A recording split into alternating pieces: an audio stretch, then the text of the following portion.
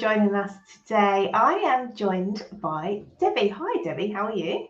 Hi, Sarah. Very well, thank you. How are you? Really good. What do you do here at Capstone? Okay, so I am the director for the North. So Capstone has two areas, North and South, and I look after the North end of the country. Excellent. That's where the accent comes from. Yes, I'm a Midlands girl. I wanted to catch you, Debbie, because you and I have had a conversation before about the assessment process. And it's something we get asked all the time. People have got lots of questions about the process because I think anything else you do in life, if you want a job, you go for an interview, you get the job, you get the training on the job.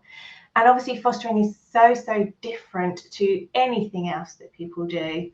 And so there is this assessment process before people can become a foster carer.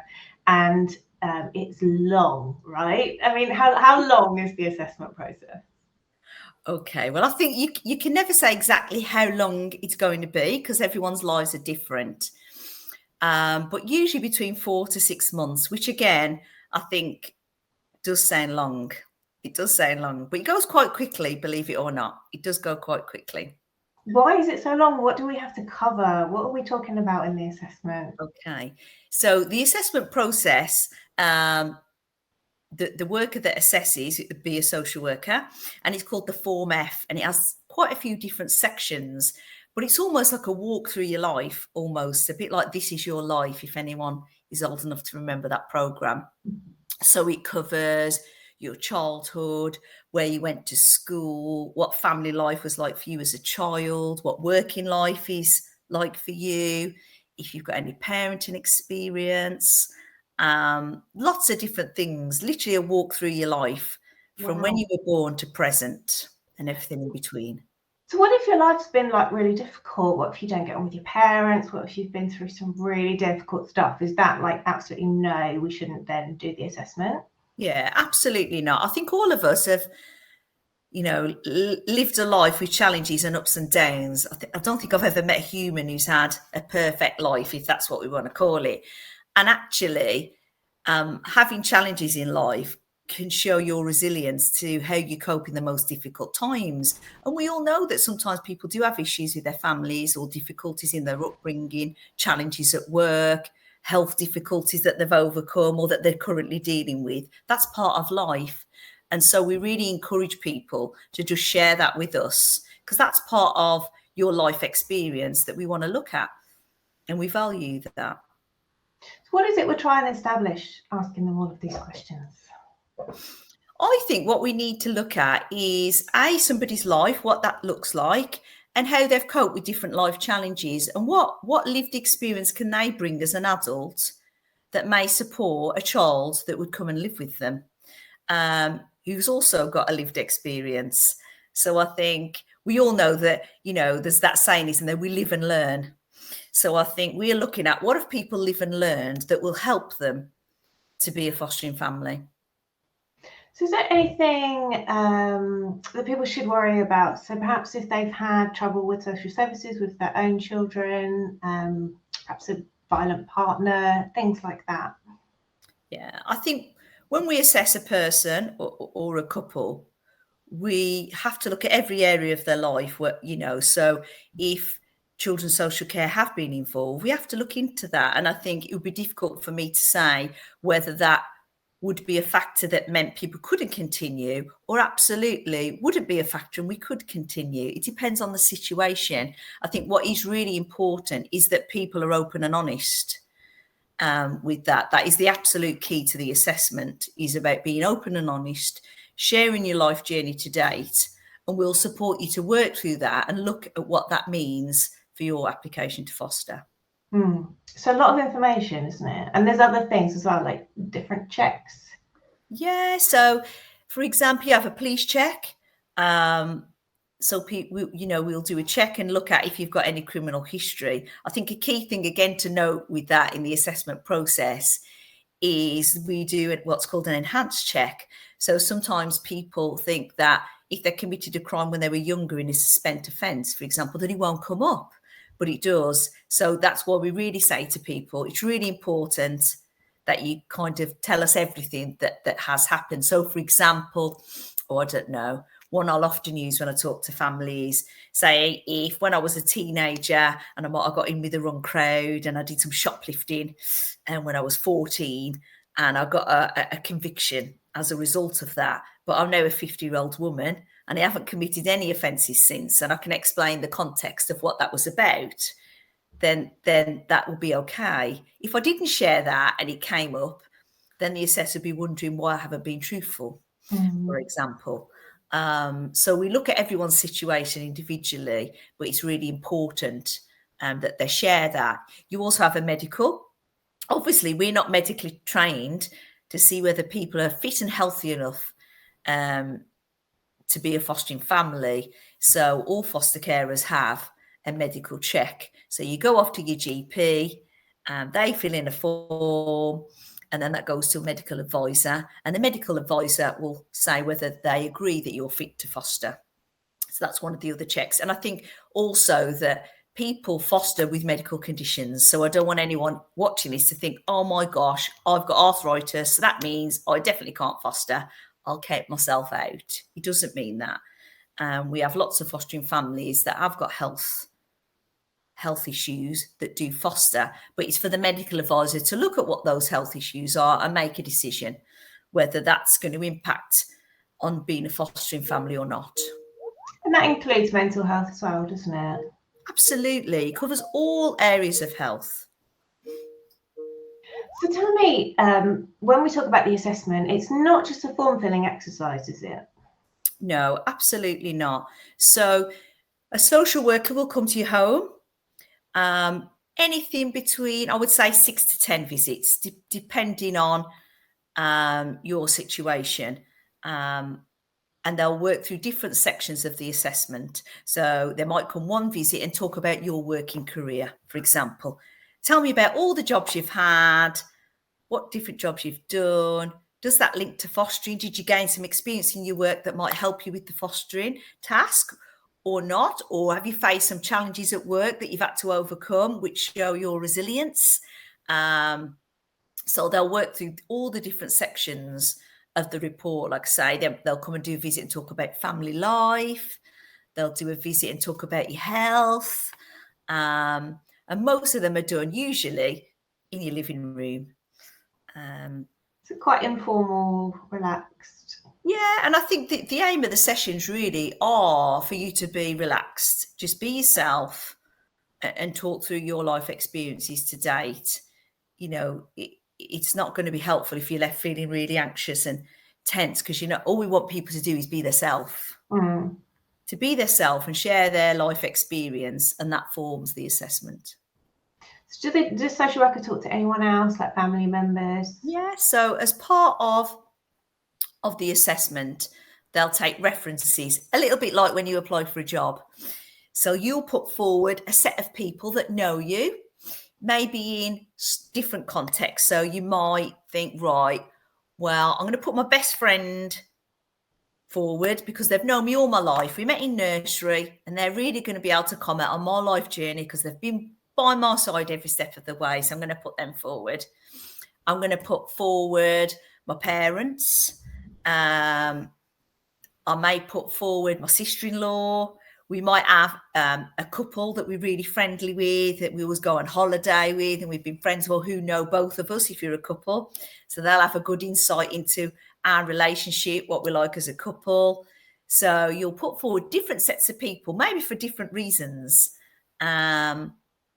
And they'll also be spoken to as referees as part of the process, and that forms part of the assessment, because it's important to also look at how do other people view you? Like I say, a little bit like a job reference. How do other people view you? But also, how can they help, you know, draw out all the things that you're great at, or they might think that are going to be really helpful in fostering.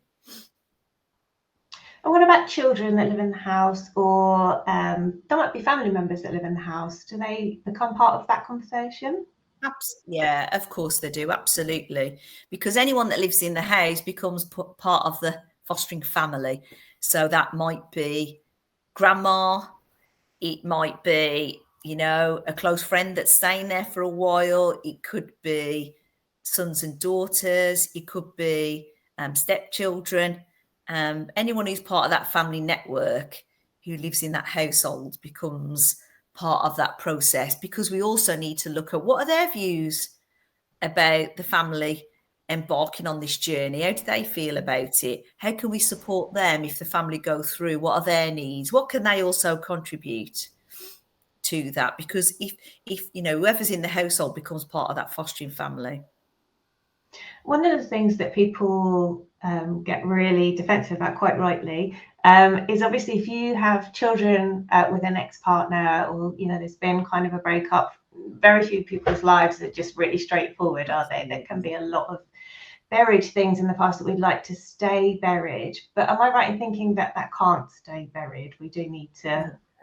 And I think if you've had a relationship with somebody and there were children, whether they be your children together or the other person's children, it's really important that we look at what was that relationship like and what did that parenting experience look like as a couple and for those children. It's important that we look at that, because that's really important when you look at looking after other people's children is part of the fostering task, the biggest part of the fostering task. Of course, there are exceptions to the rule. So I think, but those have to be looked at individually.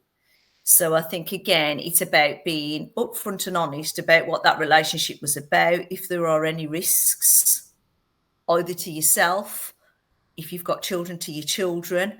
And I think if there were, then we have to look at that. So there are exceptions where we don't look at partners that you were in a previous relationship with. But what I would like to say, I think that's more of an exception than a rule. Most of the families, most of the time, we do talk to ex-partners where there's been children in the household. And I think we're also mindful that, you know, we're not naive, we're adults and we've all lived lives, that it doesn't mean that, you know, that previous partner's going to be totally positive about everything that was in that relationship, because you separated for a reason. So I think, I know people can get quite anxious and worried about what the other person's going to say about them. But what we're actually looking at really is the parenting experience. That's the key bit that we're looking at more than anything. Oh, that's really good to know, because I think a lot of ex-partners wouldn't say nice things about their ex-partners. Yeah, you know, it does happen. It does happen. And I think that's why it's very useful when we go through the references to look at people that may have known you at that period in time when you were in that relationship, because they'll also have a view of what that looked like from their perspective. And they may have known both partners at the time, or can talk through what they saw was your experience in that relationship. So, and we talk through all of that when people decide who they're going to put forward for their references to help with that. Now, it's not the social worker who does the assessment that makes the decision about whether that person can foster, though, right? No. So it goes through a process. And I actually think this is, well, I would say that, but I think it's a really good way to have more than one person having an independent view on you and your life to decide whether you can foster. So the social worker's job is to do the assessment, to write that up and make a recommendation. So they say, I'm going to recommend this person or these people can foster or can't foster. And then that goes to a fostering panel. Now, on the fostering panel, there's also a group of independent people, anything between 5 to 8 people usually. And they will read that assessment and they will meet you, ask some questions, and then they also make a recommendation about whether they feel you can foster. Once they've made their recommendation, that goes to a single person who's called the agency decision maker. So the agency decision maker will read the assessment, will read everything that the panel have written, and they are the only person that makes the decision. So they make the decision then whether you can or cannot foster, and that's the process. Now, some people are going to be listening to this and thinking, that's fine, I'm an open book, come to my house, ask me all of these questions. They may even enjoy it. It's like talking about their lives and their families and all the things that they're proud of. Other people will be listening to this thinking, this sounds horrible. I couldn't possibly imagine somebody poking around in my life. Why, Debbie? Why do we ask them so many questions? Why is it so rigorous? Yeah, and I think from my experience, and when people come to panel, they often say that they've actually were quite fearful at the beginning and anxious, but they've really enjoyed the process. And it's almost like, you know, stepping back through your life and reflecting on what's brought you to where you are now. And people often say they've really enjoyed that. So I'll just put that out there. I know that's easy for me to say. But I always use this scenario that, you know, for anyone watching, if you've got any children or nieces or nephews or godchildren or children that you care dearly for, that you love, and for whatever reason they couldn't be cared for by you or your family and friends anymore, and they had to go and live with a stranger, what would you want to know? Mm. In order to know that that child who you love is going to be safe and cared for, what would you like to know?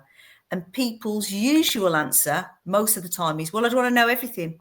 Yeah. I want to know everything about them because I need to be certain they're going to care for my son, my daughter, my goddaughter, my niece. I need to know that.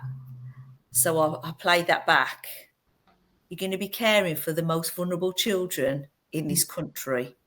So in order for us to know the best we can do that they're going to be safe and looked after appropriately, what do you think we might need to know about you in your life in order for us to make that decision? Everything. And I think people, when you put it that way, think, oh, okay, I get that. I understand. I understand why you need to know everything. It's really important. You know, our role is to keep these children safe and looked after. And we need your help to do that. But we also need to know everything about you to make that decision. And that is the difference, isn't it, between just applying for a job and even like caring roles. This is a household, isn't it? It's vulnerable children in your house.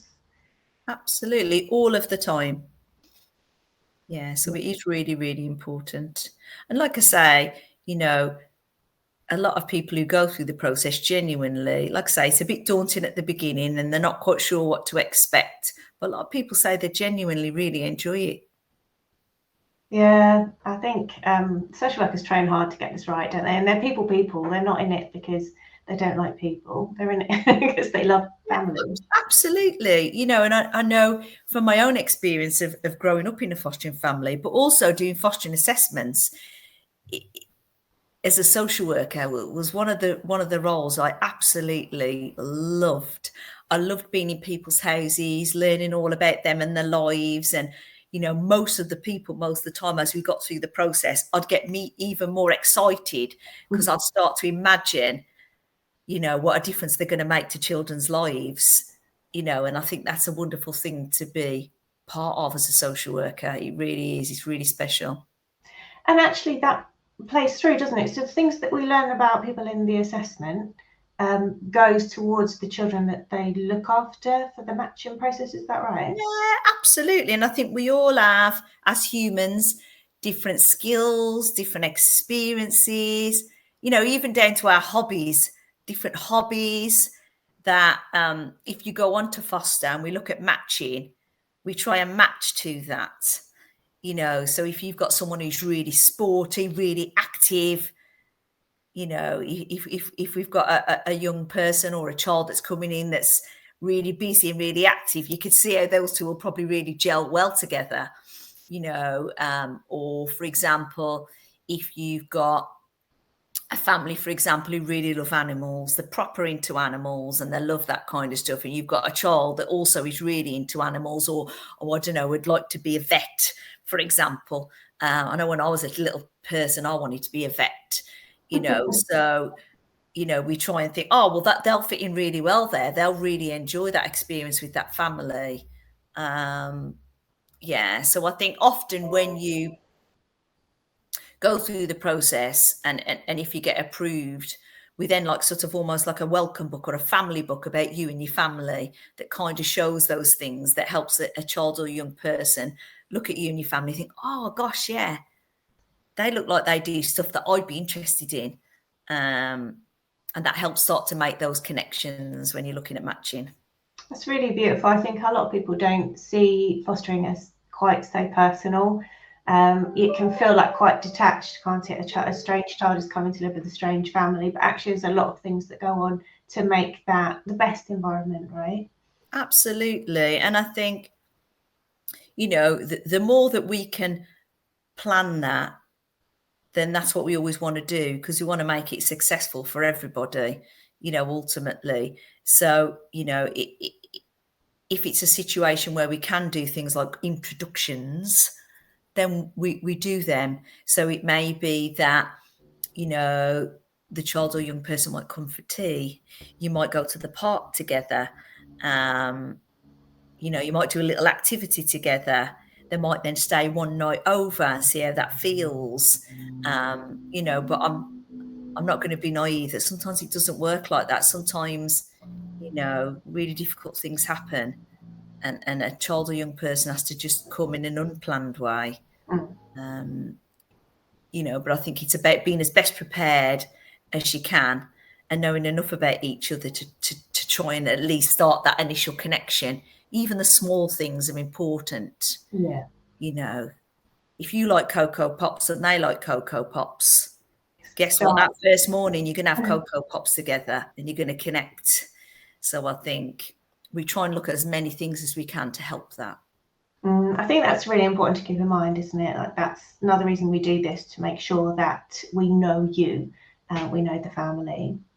So Debbie, just last question on a real practical note. If someone's watching this now and they're thinking, yep, I'm ready to start work with Capstone, I want to be one of their amazing foster carers, what should they be preparing for now to go through the assessment? Just from a real practical point of view. I think it is just about being open and honest and thinking about your life, things that have been big for you, that that it's really important that you talk about, and just being open and honest. I think that's the key for me. Just being open and honest. Just be yourself. Just be yourself. Be open and honest. Know that maybe you are going to be ask some questions that will make you, I think, oh gosh, I wasn't expecting that. I'm going to have to think about that. Or, genuinely that at times are a little bit sensitive. If you have had a difficult time in your life, as a lot of us have on our life journey, that be prepared to talk about that, but in a supportive way. I think, like I say, just be open and honest, and you'll be okay. Is my tip. And perhaps warn the friends and family around them. Yeah, absolutely. That they're going to be asked questions about you and your life, and again, they have to just be open and honest about that, and just show the world who you are. That's all we're looking for.